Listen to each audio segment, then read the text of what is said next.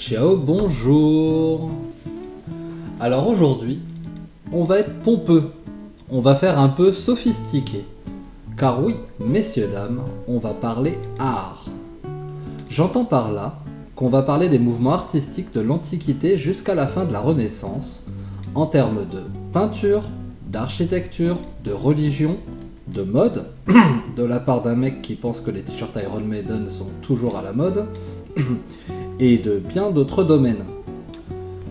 Bonjour à toi, jeune promeneur désinvolte, ami des pierres taillées, parcourant les chemins paré de sa chemise en satin pour mieux rêvasser.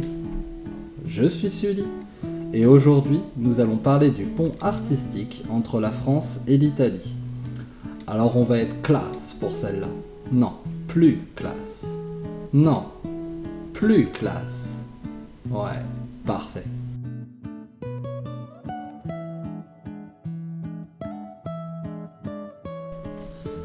Bon, dans l'Antiquité, ça va être facile.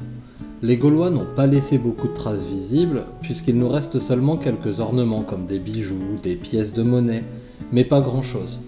Et la culture romaine a bien écrasé le truc en arrivant avec ses gros souliers, mais en nous laissant quelques magnifiques ouvrages, comme par exemple les arènes de Nîmes, qui sont encore très bien conservées. À l'époque romaine, ce monument pouvait accueillir 24 000 spectateurs. Il se répartissait sur les 34 rangées de gradins, scindés en 4 zones autonomes. Et comme vous pouvez le voir, c'est encore dans un super état. Ils nous ont également laissé le pont du Gard, qui était un aqueduc, qui desservait en eau la ville de Nîmes, ou encore Néméazus, je pense, comme on disait à l'époque. Il cessa de fonctionner au VIe siècle, suite à un manque d'entretien par les nouveaux propriétaires de la région qui n'étaient pas du genre très soigneux. Et là, mon petit chouchou, l'aqueduc et le moulin de Barbegal. Alors ça, il ne reste pas grand-chose, mais j'étais obligé d'en parler.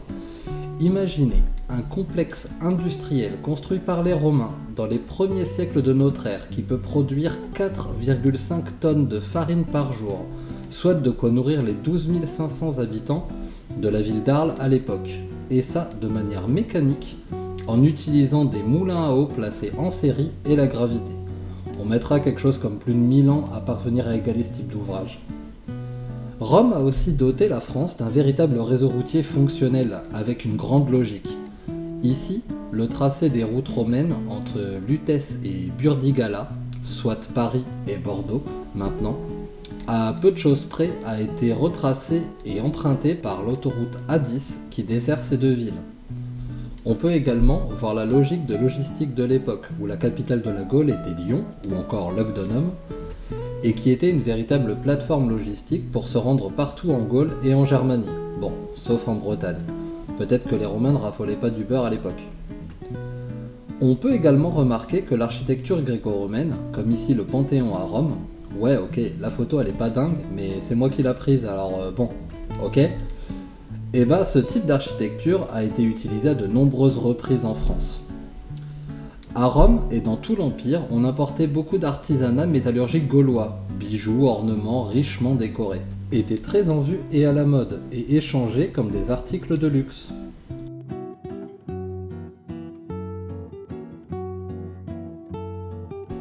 Le Moyen-Âge, ah ce fourre-tout qui représente 1000 ans de notre histoire. Alors, par quoi on commence ? Allez, suite à l'effondrement de l'Empire romain, les Francs ont repris le flambeau de la diffusion du christianisme. On peut y trouver de multiples références, simplement en voiture, quand on voit des villes comme Saint-Denis, Saint-Étienne, Saint-Germer-de-Fly pour les locaux, et plus étonnant, la commune de Sainte-Verge dans les Deux-Sèvres. Bon, je sais pas quel miracle elle a pu accomplir, mais je vous laisse me dire en commentaire. Pendant ce temps-là, en Italie, suite à la chute de l'Empire romain, le territoire est fragmenté entre des seigneurs locaux et des rois barbares. Aussi, l'Italie se reconstruit avec des bases plus modestes que sous l'Empire, avec un style plus fonctionnel et défensif que jadis.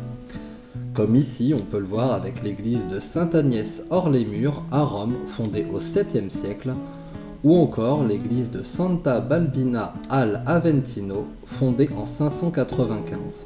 Ce n'est que par la suite, à l'avènement du Saint-Empire romain germanique, que l'Italie a pu recommencer à prospérer.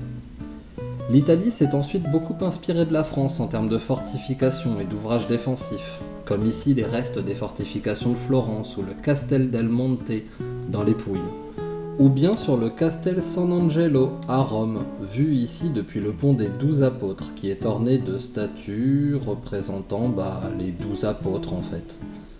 En France, à partir du XIIe siècle, on voit une tendance artistique nouvelle, la célébration de l'amour en poèmes et en chansons, j'ai nommé la courtoisie, qui, avant d'être un adjectif, était une forme d'art promue notamment par Aliénor d'Aquitaine. On y compte les aventures épiques de chevaliers de la table ronde par Chrétien de Troyes, on s'essaie à la poésie et les troubadours viennent dans les cours les plus prestigieuses enchanter le public. Ici, Guillaume IX d'Aquitaine, avec le premier couplet de sa chanson intitulée « Je n'adorais qu'elle ». La culture de la courtoisie française a aussi traversé les Alpes avec ses traditions de poésie et de musique et de littérature raffinée qui étaient admirées en Italie. L'architecture gothique, typique du bassin de la Seine, qui se caractérise par des édifices impressionnants en hauteur et aux dimensions inédites avec ses gargouilles menaçantes trônant au-dessus de nos têtes. Ici, on peut voir la majestueuse cathédrale de Beauvais, qui fut à une époque la plus haute construction humaine du haut de ses 153 mètres. À titre de comparaison, Notre-Dame de Paris a une hauteur de 69 mètres en haut des tours. Aussi, on peut admirer les décorations de la porte de la cathédrale d'Amiens avec de multiples références à la Bible, comme ici un tableau représentant le jugement dernier. Ce style typique sera aussi se diffuser jusqu'en Italie avec les cathédrales de Milan et de Sienne. Ici, on peut voir une sculpture représentant la création d'Ève sur le dôme de Milan. Niveau peinture, alors, partie d'une base commune avec l'art roman, la France et l'Italie vont prendre un chemin différent. Là où la France continuera d'explorer l'art gothique, l'Italie restera sous l'influence romaine, du moins impériale, puisqu'elle se rapprochera de l'Empire byzantin et de ses iconographies colorées avec ses dorures, souvent sur des thématiques religieuses. S'ensuivra une époque pré-Renaissance avec notamment les œuvres de Giotto, toujours dans un thème religieux, ici avec le baiser de Judas, où l'on peut voir clairement les prémices de la recherche de restitution fidèle ou idéalisée des corps et des visages. Petit point, les goûts, les couleurs. Au XIIe siècle, à Rome, on terminait l'église Sainte-Marie du Trastevere. Bon, d'extérieur, elle est jolie, mais très ancrée dans le paysage et ne paie pas vraiment de mine. Par contre, quand on rentre à l'intérieur, on prend une bonne claque, genre comme ça. Voilà, je vais pas vous la détailler, c'est un autre style, mais ça n'en vaut pas moins le détour.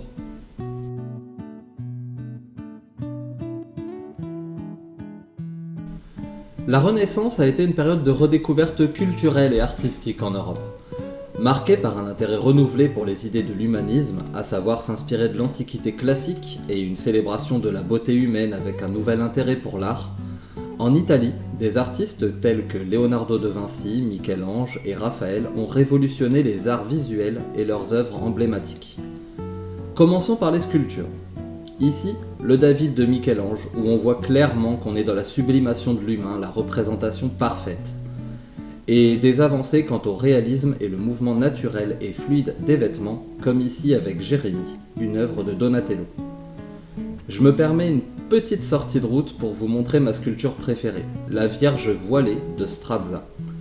Et c'est parti d'un bloc de marbre. Strazza, ici, nous...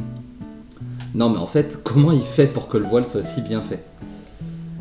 Les peintres n'étaient pas en reste des tendances humanistes, vous le savez. Pour commencer, voici une œuvre de Raphaël, L'École d'Athènes, un hommage à la philosophie et aux pensées de la Grèce antique. Bien sûr, voici la création de Michel-Ange qui est l'œuvre la plus emblématique du Vatican, où l'on y voit Dieu accorder le don de la vie à Adam. On terminera ce tour de pinceau avec la naissance de Vénus par Botticelli pour souligner que les artistes de la Renaissance, bien que catholiques, faisaient aussi référence à des épisodes de la mythologie gréco-romaine. En France, des figures comme François Clouet et Jean Fouquet ont contribué à l'émergence d'un style artistique distinctement français, largement inspiré et réapproprié comme aujourd'hui une tendance musicale ou une mode. Ici un portrait de François Clouet représentant François Ier, qui a été le grand architecte de la Renaissance en France en commandant et finançant un bon nombre d'artistes. Niveau architectural, c'est la même logique. On part sur un retour à l'architecture classique, aux dômes, aux façades symétriques, via des maîtres architectes comme Andrea Palladio et Michel-Ange, et à des œuvres mettant en valeur la beauté humaine ici, comme la fontaine des 4 fleurs sur la Piazza Novana à Rome. Et en France, pendant ce temps-là, on n'était pas là à jouer avec des cailloux, hein. Non, nous, on faisait ça.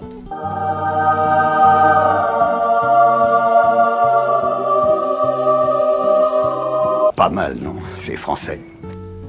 Et comme l'art à l'époque ça payait pas énormément, les artistes de la Renaissance cherchaient souvent des mécènes. C'est aussi à travers ça que les idées de la Renaissance et les œuvres ont pu se diffuser rapidement en Europe. La peinture et la sculpture de la Renaissance en France ont été influencées par les travaux de grands maîtres italiens. Des artistes français ont adopté des techniques italiennes tout en les adaptant à leur propre esthétique et à leur sensibilité nationale. Ici, les Trois Grâces, une statue funéraire de Germain Pilon réalisée pour recueillir l'urne d'Henri II. Des thèmes mythologiques, religieux et historiques populaires en Italie ont également été explorés par les artistes français. La gastronomie a aussi beaucoup évolué durant la Renaissance avec la découverte des Amériques et de nouvelles routes commerciales vers l'Asie. De nombreux ingrédients exotiques ont fait leur apparition en Europe, comme le maïs, la tomate, le cacao ou encore la pomme de terre et les épices. Bon là clairement, avec la tomate qui arrive en Italie, c'était la pièce manquante au puzzle, vous avez pu le deviner. Les échanges culturels entre la France et l'Italie ont favorisé le partage de techniques de cuisson et de préparation des aliments. Par exemple, l'utilisation de nouvelles méthodes de cuisson telles que la cuisson à la vapeur, le braisage ou la friture sont devenues plus répandues. L'utilisation des sauces et de marinades aromatiques pour rehausser la saveur des plats. Petite anecdote, au XVIe siècle, la livre de clous de girofle, provenant des îles des Moluques en Indonésie, était évaluée à environ 7 à 10 florins, alors que l'or pendant la même époque valait entre 2 à 4 florins. Ce prix s'explique par son utilisation en cuisine et dans la médecine de l'époque. Aussi, c'était même un symbole de richesse et de statut. La Renaissance a vu l'émergence de la pâtisserie comme un art distinct avec des pâtissiers expérimentant de nouvelles techniques en créant des desserts sophistiqués. L'introduction du sucre, des fruits confits, du cacao en Italie ont trouvé leur écho en France. Les cafés et les salons littéraires sont devenus des lieux de rencontre et d'échanges intellectuels en France et en Italie pendant la Renaissance. Ils ont joué un rôle important dans la diffusion des idées culinaires, des recettes et des pratiques alimentaires. Ces lieux ont également contribué à populariser de nouvelles boissons telles que le café et le chocolat qui ont été introduits en Europe à cette époque et sont devenus des éléments essentiels de la culture gastronomique. En somme, les découvertes de la Renaissance ont enrichi la cuisine en France et en Italie, stimulant l'innovation, la créativité et la diversité des saveurs. Les échanges culturels et commerciaux entre les deux pays ont favorisé un dialogue culinaire dynamique, contribuant à façonner la cuisine européenne telle que nous la connaissons aujourd'hui. Bon, et pendant ce temps-là, quelque part de l'autre côté de la Manche, il y a des gens qui faisaient des gelées avec des petits pois fluo et des œufs durs. Voilà. C'est dégueulasse. Durant la Renaissance, la mode a aussi subi un changement profond. L'ambiance est au ravissement, à la mise en avant des corps, aussi les vêtements deviennent ajustés, les vêtements somptueux sont en soie, en velours ou en satin, souvent ornés de fleurs ou inspirés de l'art de la Renaissance. En France, les artisans italiens font aussi leurs affaires et leur réputation est reconnue. Sous François Ier, les corsets sont serrés, les jupes volumineuses. Quant aux hommes, ils portaient des costumes brodés et des pourpoints ajustés. Le tout était richement décoré pour mettre en avant leur classe sociale. Cette évolution dans la mode correspond aussi au développement du commerce mondial au XVIe siècle qui a introduit de nouveaux tissus et matériaux en Europe et rendu moins inaccessibles des produits comme la soie venant de Chine. Et ce sera tout pour ce sujet. En effet, je pourrais parler de l'époque contemporaine avec le 19e et le 20e siècle, mais je me sens tout bonnement pas légitime de le faire, dans le sens où le monde s'était déjà beaucoup plus globalisé à l'époque, et n'étant pas assez calé sur le sujet pour en parler, je préfère tout simplement ne pas le faire plutôt que de dire des coquilles ou de raconter des bêtises. Voilà.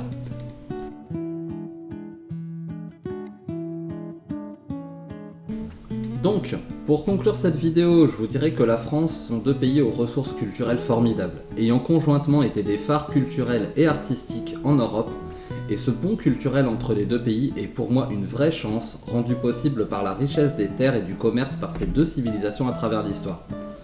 Une page s'est tournée depuis la fin de la Seconde Guerre mondiale, mais qui sait ce que l'avenir nous réserve? L'Italie a pris 1000 ans pour véritablement tourner la page de l'Empire romain, alors voilà. Merci à vous d'avoir suivi ce petit exposé qui m'a pris moins de temps que de plaisir à faire. On se retrouve bientôt sur un sujet qui sera peut-être moins généraliste. Je vous invite encore à liker et à vous abonner parce que sinon je pourrais jamais me faire sponsor par les matelas Emma et c'est chiant. Una buona giornata, bisous.